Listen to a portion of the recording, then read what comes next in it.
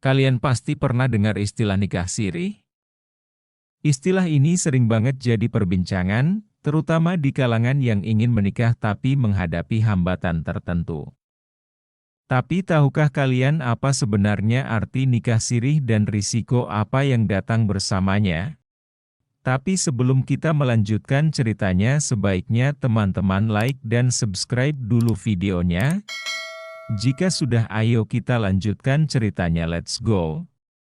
Kali ini kita bakal bahas tuntas 7 resiko yang harus kamu pikirkan sebelum memilih jalan ini.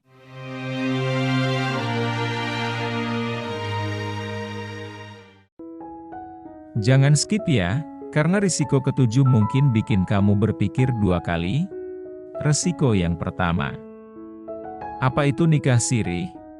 Pertama kita harus ngerti dulu apa sih sebenarnya nikah sirih itu? Secara sederhana, nikah sirih adalah pernikahan yang sah menurut agama tapi nggak tercatat secara resmi di negara. Biasanya dilakukan oleh pasangan yang punya alasan tertentu, seperti karena ingin menikah diam-diam atau menghindari aturan formal. Tapi perlu diingat, meskipun sah di mata agama, ada banyak resiko yang mengintai kalau kamu memilih jalur ini. Nah, sekarang pertanyaannya, kenapa sih harus hati-hati? Resiko pertama ini bisa bikin kamu rugi besar. Resiko kedua, tidak diakui secara hukum. Artinya meskipun sah menurut agama, pernikahan ini nggak tercatat di kantor urusan agama, KUA. Nah, kalau pernikahanmu nggak diakui negara, otomatis hak-hak hukum yang seharusnya kamu dapatkan sebagai pasangan suami istri jadi nggak berlaku. Contohnya soal warisan, hak asuh anak, atau bahkan soal pembagian harta gono gini. Jadi apa yang terjadi kalau salah satu pasangan tiba-tiba ingin bercerai? Resiko ketiga. Tidak ada perlindungan hukum dalam perceraian. Kalau hubunganmu berakhir, proses perceraian dari nikah siri nggak diatur dalam undang-undang negara. Bayangkan kalau kamu harus berpisah, siapa yang bakal melindungi hak-hakmu? Nggak ada sidang cerai resmi, nggak ada pengadilan yang bisa membantu menyelesaikan konflik. Semua jadi lebih rumit, dan bisa-bisa kamu kehilangan hak yang seharusnya kamu miliki, seperti hak atas anak atau harta. Tapi nggak cuma soal perceraian lo yang ribet. Resiko ketiga ini bisa langsung memengaruhi kehidupan anak-anakmu di masa depan. Resiko keempat. Status anak tidak jelas. Ini yang paling krusial. Kalau kamu punya anak dari nikah sirih, status mereka secara hukum bisa jadi tidak jelas. Anak dari nikah sirih dianggap sebagai anak yang lahir di luar pernikahan resmi negara. Artinya mereka bisa kesulitan mengurus dokumen penting seperti akta kelahiran, KTP, atau bahkan pendidikan. Jangan sampai anak-anakmu yang jadi korban dari keputusan ini.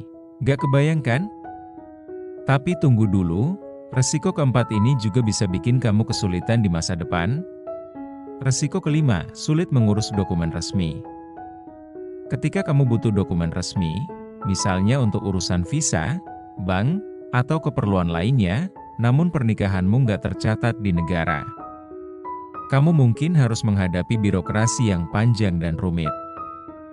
Mengurus dokumen seperti kartu keluarga, akta kelahiran anak, atau bahkan mengajukan pinjaman rumah bisa jadi sangat sulit. Nah, resiko ini bukan cuma bikin ribet urusan dokumen, tapi juga bisa memengaruhi reputasi sosialmu.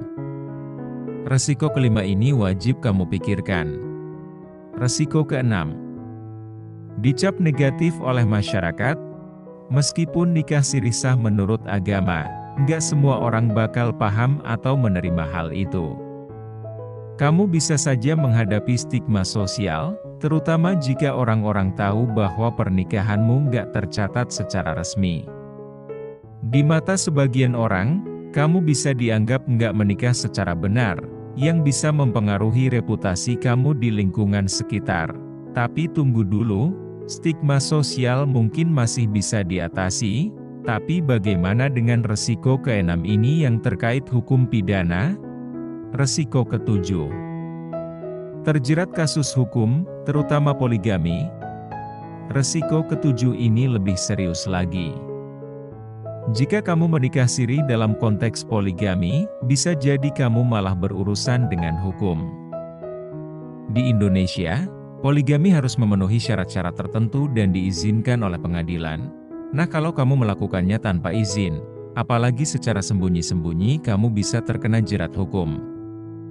Ini nggak main-main loh. Gimana udah cukup bikin kamu berpikir ulang? Resiko ketujuh ini mungkin akan jadi yang paling menyentuh hati. Apakah kamu siap dengan semua resiko ini? Kadang kita perlu berpikir lebih jauh sebelum mengambil keputusan besar dalam hidup. Jadi sekarang kalian tahu kan apa arti nikah siri dan 7 resiko yang harus dipikirkan matang-matang sebelum memutuskan. Meskipun mungkin terlihat sebagai solusi cepat, ternyata ada banyak hal yang harus dipertimbangkan. Semoga penjelasan ini bisa jadi bahan refleksi buat kalian yang lagi mikir mau nikah siri. Jangan lupa share pendapat kalian di kolom komentar, like video ini dan subscribe biar nggak ketinggalan pembahasan menarik lainnya. Sampai jumpa di video berikutnya. Terima kasih.